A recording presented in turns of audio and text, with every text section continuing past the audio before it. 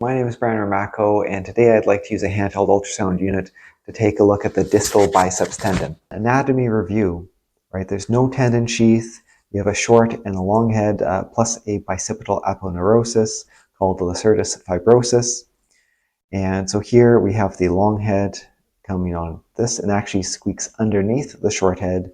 The short head on the medial side or the ulnar side, and it goes underneath this bicipital aponeurosis, or really this sort of wraps around it to a certain extent and heads in this direction. And it comes and then it goes distal to the long head. And we can also sometimes see this bicipital aponeurosis, and it's a good thing to look for and check for to make sure this is intact. And so here we have the actual anatomy.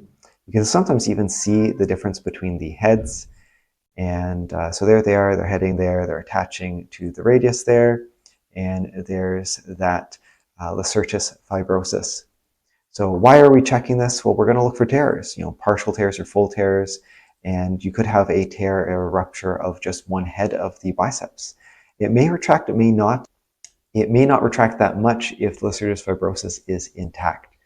Now we can scan anteriorly, we can scan from the medial side, we can scan from the lateral side. There's reasons to scan from one side versus another or all three sides.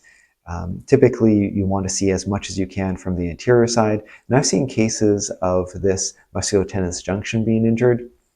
So you may even want to come more proximal than just looking at the tendon. But anterior, then medial, I find coming from this direction, you can see the footprint or the attachment a little bit better.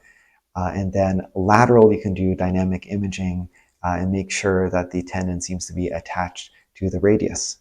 So tendinosis, what's a tendinosis? Well, a hypoechoic and thickened tendon. So here's normal tendon. A hypoechoic means darkened. So we have a darkened, thickened tendon, and that's a clear tendinosis. What about those tears?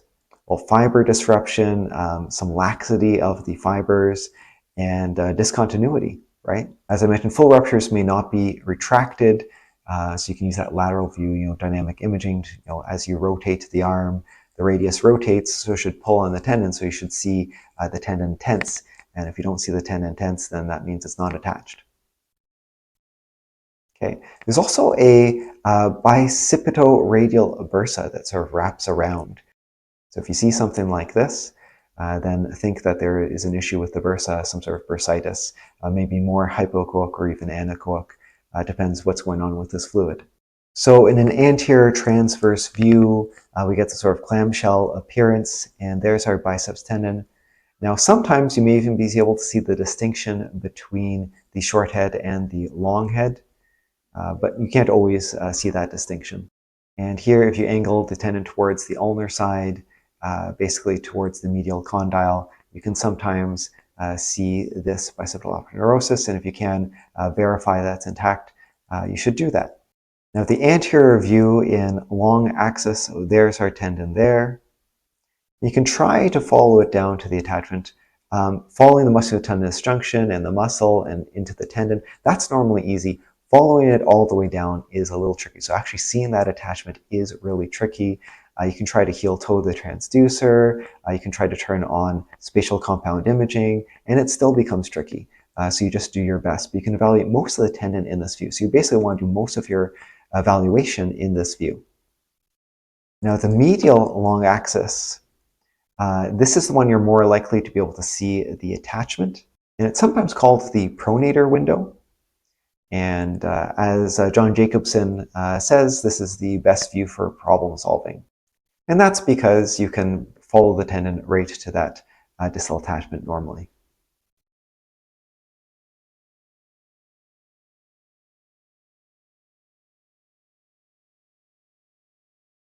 And here's a cineclip that I recorded a couple years ago. Now the lateral view is good for dynamic imaging. Basically we have the radius here, and we'll have the tendon here, and it's wrapping around.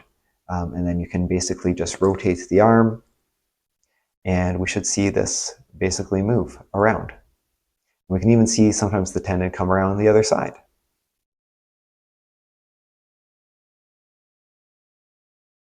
Again, I recorded this in a clip a couple of years ago. Now there is another view of the tendon, but that's typically used just for interventions, fenestration or injection. Now today's video was sponsored by Neo, and I have a Neo L15-4, and this is what I use today to take those images. This particular unit, it's if I can be honest, it's not the most ideal MSK handheld. That being said, they consider this more the vascular or thyroid unit, but you can see from today it does have some MSK capabilities.